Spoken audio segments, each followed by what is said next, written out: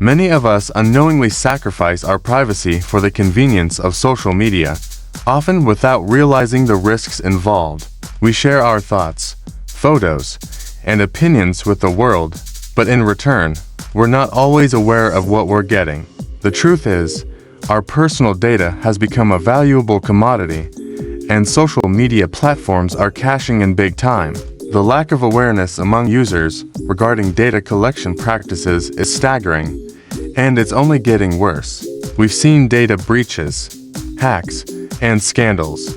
Yet we continue to share our most intimate details with these platforms. It's time to take a step back and understand the true cost of our online presence. Every like, share, and comment is being tracked, analyzed, and sold to the highest bidder. It's a multi-billion-dollar industry, and we're the product being sold.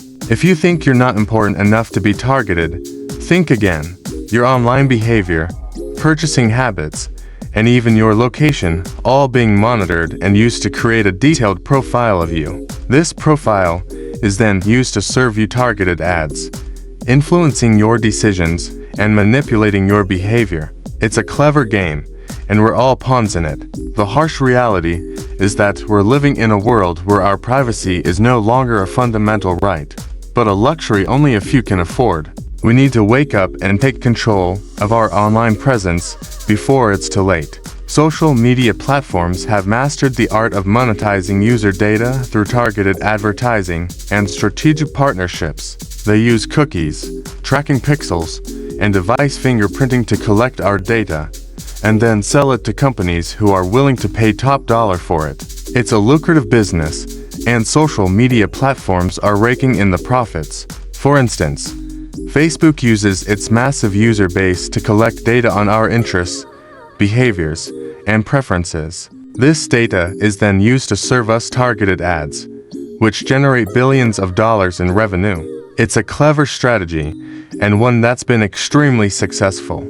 But at what cost? The same can be said for other social media platforms like Instagram, Twitter, and LinkedIn. They're all in the business of collecting and selling our data, often without our knowledge or consent. It's a thriving industry, and one that's only getting bigger. Let's take the example of Cambridge Analytica, a company that harvested the personal data of millions of Facebook users without their consent. This data was then used to influence political elections and shape public opinion. It's a shocking example of just how far these companies will go to get their hands on our data. The implications are enormous, and the potential risks are very real.